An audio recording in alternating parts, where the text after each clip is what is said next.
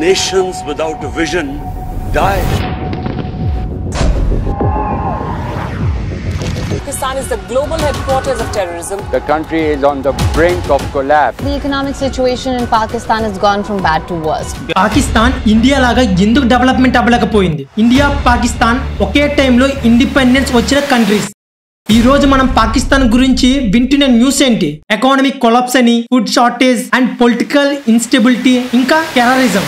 కానీ మీకు తెలుసా, ఒక టైంలో పాకిస్తాన్ ని ఏషియాలో బెస్ట్ మోడల్ కంట్రీ అని కన్సిడర్ చేశారు. సౌత్ కొరియా కూడా పాకిస్తాన్ ని ఫాలో అవ్వాలని అనుకుంది. 1963లో South Korea president Park Chung Hee వాళ్ళ ఎకానమిక్ టీమ్ ని కరాచీకి పంపించాడు. ఎందుకో తెలుసా? ఒక కంట్రీ ఎలా డెవలప్మెంట్ అవ్వాలి అని పాకిస్తాన్ ని చూసి నేర్చుకుని అండ్ స్టడీ చేయడానికి పంపించాడు. 1965లో న్యూయార్క్ టైమ్స్ లో రాశారు ఏంటంటే, పాకిస్తాన్ ఎకానమిక్ మైల్ స్టోన్ వైపు ప్రయాణిస్తుంది. ఇప్పటి వరకు ఇలా చేసిన మరొక దేశం యునైటెడ్ స్టేట్స్ మాత్రమే. అంటే పాకిస్తాన్ ను ఇండియాతో కాదు, చైనాతో కాదు, ఏకంగా అమెరికాతో పోల్చడం జరిగింది. అంటే ఆ టైంలో పాకిస్తాన్ ఎంత డెవలప్మెంట్ లో ఉందో ఆలోచించండి. 1960లో సౌత్ ఏషియన్ కంట్రీస్ లో గ్రోత్ రేట్ చూస్తే ఇండియా 3.5%, శ్రీలంక 4.1%, నేపాల్ 2.3%, పాకిస్తాన్ ఏకంగా 6.8% గ్రోత్ రేట్ ఉంది. అప్పుడు పాకిస్తాన్ ఒక విజన్ తో నడిచింది, లీడర్షిప్ ఉంది, సంస్థలు కూడా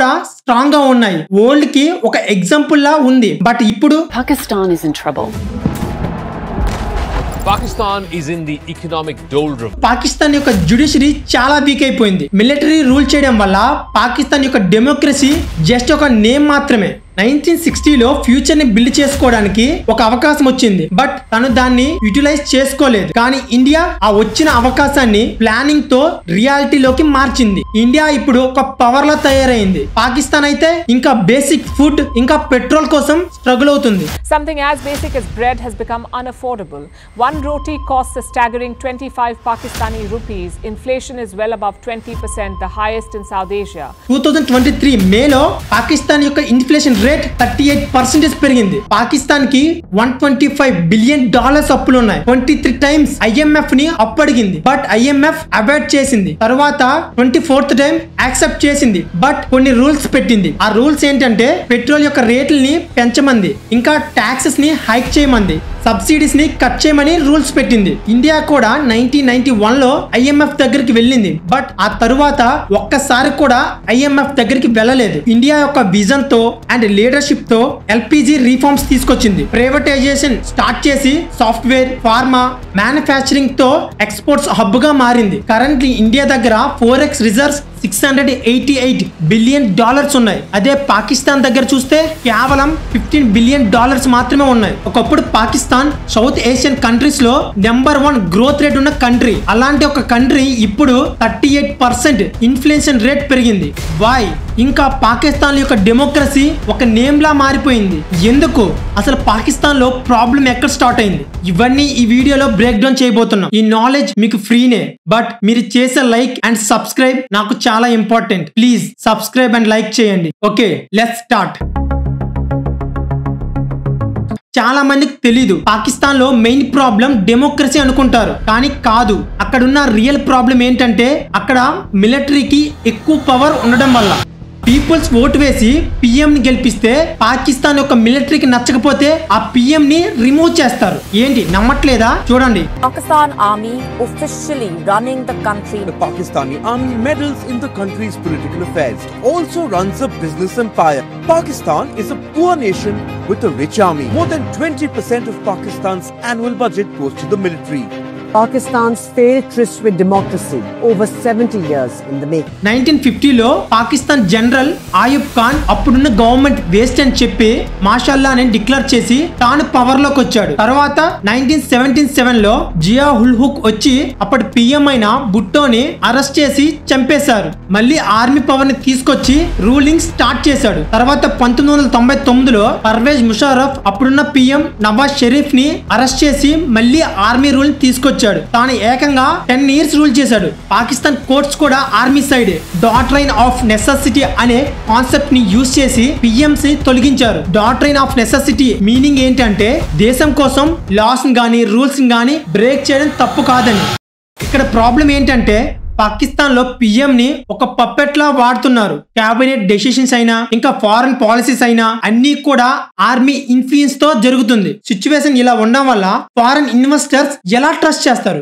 వాళ్ళకి క్లియర్ గా తెలుస్తుంది గవర్నమెంట్ అనేది ఇక్కడ స్టేబుల్ గా ఉండదని. అప్పుడు లాంగ్ టైమ్ ఇన్వెస్ట్మెంట్ ఎలా చేస్తారు? అందుకే ఫారెన్ కంపెనీస్ ఏవి కూడా పాకిస్తాన్ లో ఇన్వెస్ట్మెంట్ చెయ్యరు. ఇంకా గ్లోబల్ బ్యాంక్స్ కూడా అప్పులు ఇవ్వడం మానేశాయి. IMF కూడా స్ట్రిక్ట్ రూల్స్ పెట్టింది. దేశంలో రీఫార్మ్స్ కావాలంటే స్టేబుల్ గవర్నమెంట్ ఉండాలి. కానీ పాకిస్తాన్ లో రివర్స్. పాకిస్తాన్ లో కంపెనీ పెట్టాలంటే ఆర్మీ పర్మిషన్ తీసుకోవాలి. అప్పుడు ఎలా డెవలప్మెంట్ అవుతుంది? మనం ఇండియాతో కంపేర్ చేస్తే ఇండియాలో ఆర్మీ పొలిటికల్ సిస్టమ్ లో అసలు ఇంటర్ఫేస్ అవ్వదు. ఆర్మీ యొక్క జాబ్ ఏంటి? కంట్రీ యొక్క బౌండరీస్, గ్రౌండ్ ప్రొటెక్ట్ చేయడం. అదే ఆర్మీ పని. ఇండియాలో ఆర్మీ కూడా అదే చేస్తుంది. ఇండియాలో గవర్నమెంట్ చేంజ్ అయినా కూడా సిస్టమ్ అనేది స్టేబుల్ గా ఉంటుంది. మీకు బెస్ట్ ఎగ్జాంపుల్ 1975 ఎమర్జెన్సీ టైంలో కూడా మన సైన్యం ఎంత డిసిప్లిన్ గా ఉందంటే అలాంటి పరిస్థితుల్లో కూడా భారతదేశాన్ని స్వాధీనం చేసుకోలేదు. కానీ పాకిస్తాన్ లో స్వతంత్రం వచ్చిన 11 సంవత్సరాలకే జనరల్ ఆయూబ్ ఖాన్ ప్రభుత్వాన్ని కూల్చిపడేశాడు. మీకు ఈ విషయం చెప్తే మైండ్ బ్లాక్ అయిపోద్ది. అది ఏంటంటే గత 75 సంవత్సరాల్లో పాకిస్తాన్ లో ఉన్న ఏ ఒక్క ప్రధాని కూడా 5 ఏళ్ల పదవీ కాలాన్ని పూర్తి చేయలేదు. No Prime Minister has ever completed their term in Pakistan. 3 generals have ruled for more than 8 years. In 1958, Pakistan's president took matters into his hand. That's Iskandar Mirza. First, he abrogated the constitution. Then he declared martial law. Enter General Ayub Khan, Pakistan's army chief back then. During martial law, he took charge. He became the president of Pakistan. Ayub Khan would rule until the late 1960s. Again, no general elections. It was a military dictatorship. Pakistan economic గా backward అవడానికి ఇది ఒక reason. దీనికన్నా main reason ఇంకొకటి ఉంది. అదే terrorism. అసలు terrorism problem Pakistan లో ఎలా ఏర్పడింది? 1979 లో సోవియట్ యూనియన్ వరల్డ్ ని రూల్ చేయాలంటే ఆయిల్ అనేది చాలా ఇంపార్టెంట్ అని అనుకుంది. దానికోసం ఆఫ్ఘనిస్తాన్ ని తర్వాత గల్ఫ్ కంట్రీస్ ని ఆక్రమించాలని అనుకుంది. అప్పుడు అమెరికా భయపడింది. అప్పుడు అమెరికా ఒక స్ట్రాటజీ యూజ్ చేసింది. పాకిస్తాన్ ని హెల్ప్ అడిగింది. పాకిస్తాన్ నువ్వు నాకు హెల్ప్ చేయి, నేను గన్స్ అండ్ మనీ ఇస్తాను, నువ్వు ఆఫ్ఘనిస్తాన్ ఫైటర్స్ ని ట్రైన్ చేయని చెప్పింది. పాకిస్తాన్ దానికి అగ్రి చేసింది. అప్పటి నుండి పాకిస్తాన్ ISI టెర్రరిస్ట్ గ్రూప్స్ ని ట్రైన్ చేయడం, ఫండ్స్ ఇవ్వడం స్టార్ట్ చేశాయి. ఒసామా బిన్ లాడెన్ కూడా ఆ టైంలో డెవలప్ అయ్యాడు. వాళ్ళు రష్యా సైనికులపై దాడి చేశారు. రష్యా సైనికులు ఆఫ్ఘనిస్తాన్ నుంచి వెళ్లిపోయారు. అమెరికా మిషన్ పూర్తయిందని పాకిస్తాన్ కి నిధులు ఇవ్వడం ఆపేసింది. కానీ పాకిస్తాన్ తయారు చేసిన టెర్రరిస్టులు ఎక్కడికి వెళ్తారు? పాకిస్తాన్ లోకే వచ్చారు. పాకిస్తాన్ వాళ్ళకి ఏం చెప్పిందో తెలుసా? పాకిస్తాన్ వాళ్ళకి ఇండియా మీద అటాక్ చేయమని చెప్పింది. కానీ ఎవరి మీదైనా ఫైర్ యూజ్ చేస్తే దాని వెనక పొగ కూడా వస్తుంది. సేమ్ టెర్రరిస్టులు కూడా పాకిస్తాన్ లో ఉండి పాకిస్తాన్ మీదే అటాక్ చేయడం స్టార్ట్ చేశారు. 2021 తర్వాత తాలిబాన్ బాగా స్ట్రాంగ్ అయింది. డ్రోన్ అటాక్స్ కూడా స్టార్ట్ చేసింది. 2014 లో పేష్వర్ స్కూల్ మీద అటాక్ చేసింది. 149 మంది ఇన్నోసెంట్ చిన్న పిల్లలను చంపేశారు. ఈ అటాక్ చేసింది పాకిస్తాన్ లో ఉన్న ఒక టెర్రరిస్ట్ గ్రూప్. ఆ గ్రూప్ పేరు తెహ్రీక్ ఇ తాలిబాన్. ఇవే కాకుండా 2021 లో ట్విన్ టవర్స్ పై ఆల్ ఖైదా ఉగ్రవాదులు 4 విమానాలను హైజాక్ చేసి అటాక్ చేశారు. ఇంకా ఇదే కాదు, 2019 లో శ్రీలంక ఇంటర్నేషనల్ క్రికెట్ టీం మీద అటాక్ చేశారు. ఈ అటాక్స్ వలన పాకిస్తాన్ తన పేరుని చెడగొట్టుకోయింది. ఇంకా పాకిస్తాన్ యొక్క పరిస్థితి చూస్తే చాలా ఘోరంగా తయారైంది. ఎక్స్పోర్ట్స్ ఇంపోర్ట్స్ అనేవి చాలా తగ్గిపోయాయి.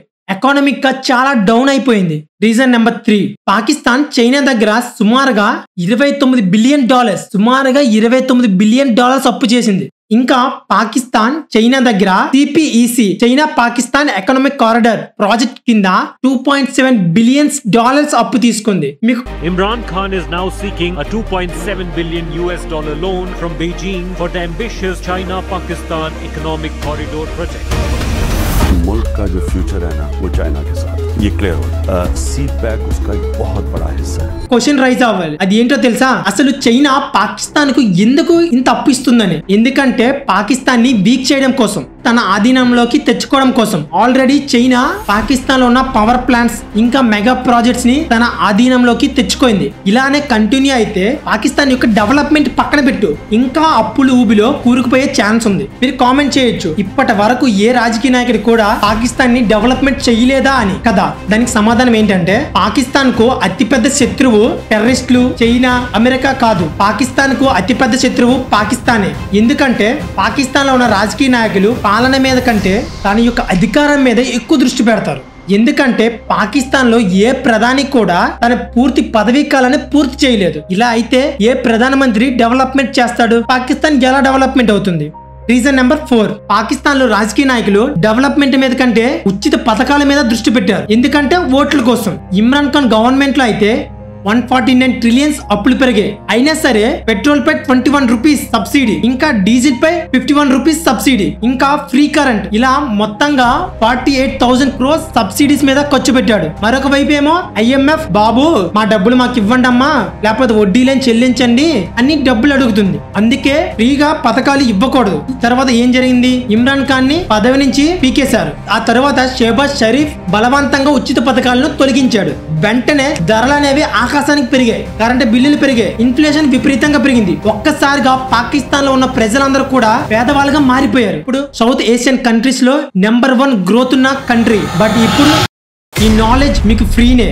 బట్ మీరు చేసే లైక్ అండ్ సబ్స్క్రైబ్ నాకు చాలా important. Please subscribe and like చేయండి. జై హింద్.